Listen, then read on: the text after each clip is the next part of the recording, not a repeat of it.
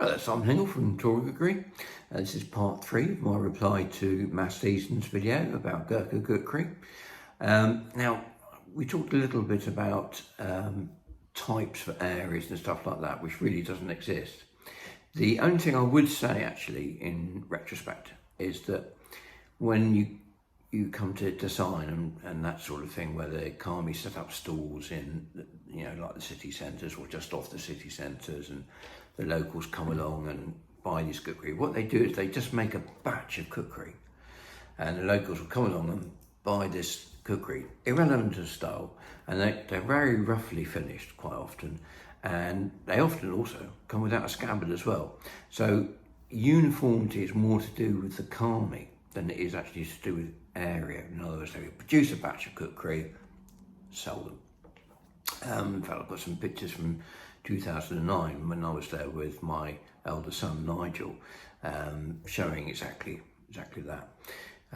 Also in World War II, there was some kukri made in Darjeeling, and there's some nice kukri made shortly after World War II in Darjeeling, but it's deteriorated since. And they had a similar type of blade shape, but they were not the same. It was not designated by the area. The style was designated by the Kami that were making the kukri. It's as simple as that. And one that was very popular with the 4th 10th Gurkha rifles, for example, in World War II, is a Darjeeling made style kukri. And I have one here. This belonged to a 4th 10th Gurkha officer in World War II, and you will find other officers of the 4th 10th using this kukri as well, or this style of kukri, obviously not this particular one. And they are very nice kukri, especially in Burma, where you have to cut through the jungle. You want a reasonably long blade in case you happen to come across a Japanese officer with his gun-toe sword, and stuff like that as well. So a great all-round kukri for the jungle and for the battle conditions in Burma in World War II. And they have a similar style of blade, but they are not the same. One of the features that you'll often find on a Darjeeling made kukri is that sunburst butt retainer just there. You can actually see that properly, but that's what they call a sunburst one anyway. This one is hollow forged and is a really, really nice blade to handle, I must say. It came with all sorts of bits and pieces, militaria with it, which belonged to the officer. And this particular bit here is the operational standing orders that came with it. And I was very lucky also to get the officer's Gurkha hat as well. It was a fantastic collection, and well worth the money I spent on it, just to be able to handle these, with some provenance to them is fantastic. Now, I was just saying about the Darjeeling kukri having a sort of similar shape, but they are different, and hopefully you can see that there. They are similar, but they are different. And some collectors, will say, "Oh, that's Darjeeling kukri by the shape," but that's just not really the truth of the matter at all. They are really nice kukri, it must be said. Unfortunately, now the kukri you get in the area of Darjeeling are as rubbish as the rest of the kukri that you would get in Nepal today. Luckily, there is a revival, and Tora is at the forefront of that revival. Right, mate, you talk about that kukri don't actually go that far back in terms of history, but I believe you're basing that on some articles from kukri that people have seen in the National Museum in Kathmandu in Nepal, rather than actually having researched that yourself.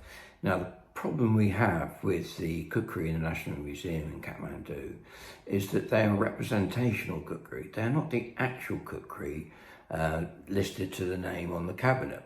We actually don't know the kukri that they really carried.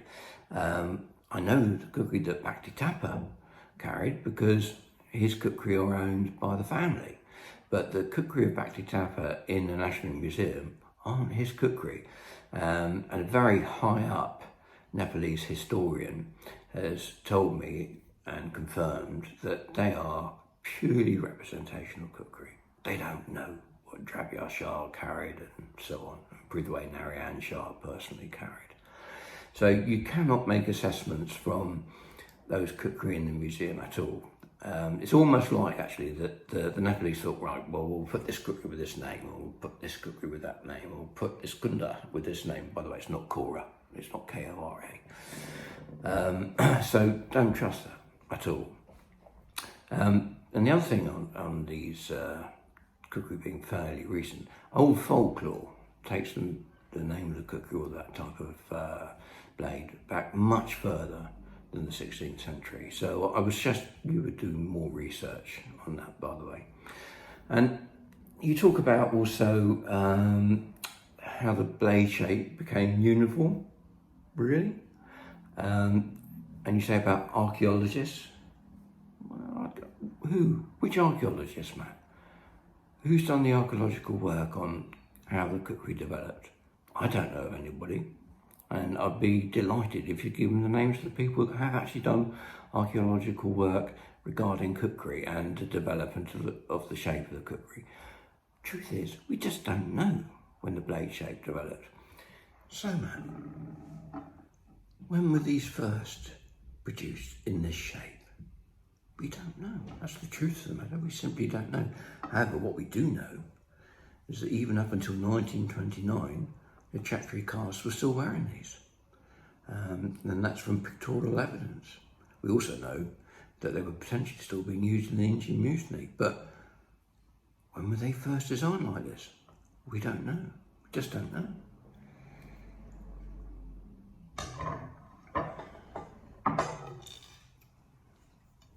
Here's another one. This one's got a very shallow fuller in it. Beautiful kukri. Possibly 19th century, but we don't know. And we certainly don't know when this style first came about. There's just no evidence to show when they were first made. It's often assumed to be 19th century, but where's the evidence for that? There just isn't any. And it could have been 20th century for all we know.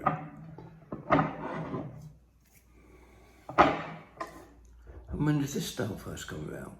Again, we just don't know. We really do not know. I know that this is what a lot of people consider the kukri shape to be, but that's a misnomer really, because there are all sorts of kukri shapes. And this one's a Royal Gurkha Army kukri from the early 20th century.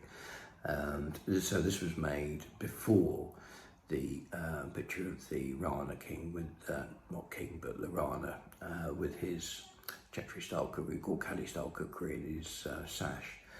So this, these kukri were certainly in use, late 19th century, early 20th century onwards, but we don't know when they first came about. We just don't know. I have no idea whatsoever.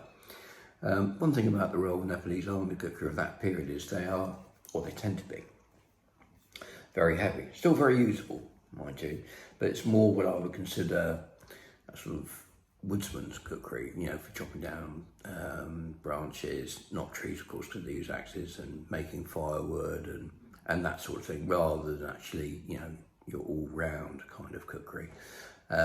Lovely shape, this one though, really, really nice. Then we have one that's similar in shape, but different, completely different. And it's hollow forged, and this is a real booty. This is a top quality kukri.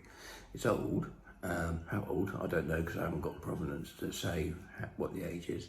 It smacks of late 19th century, but we just don't know. And one of the things we look for, of course, is there's no butt cap on it. But a little bit of decoration on the handle. And I think there's little doubt that it would have been a high caste Nepalese that had this, or maybe even a British officer from the 19th century, but who knows? And when the shape first came about, who knows? When did this style of kukri happen? We don't know. The earliest picture is that one of the 43rd Gurkhas that I talked about in the previous video. When did this shape start to happen? When did the sirapate start to be made? We don't know. There is absolutely no historical lineage on the development of shape in kukri at all. So I suggest you need to do more research, Matt, because I'm blowed if I know what the lineage of shape is, and I doubt very much anybody else does, and I certainly don't think that you do. Anyway, thank you for watching the video. I hope you enjoyed it. And of course, number one thing, take care of yourselves. Thank you.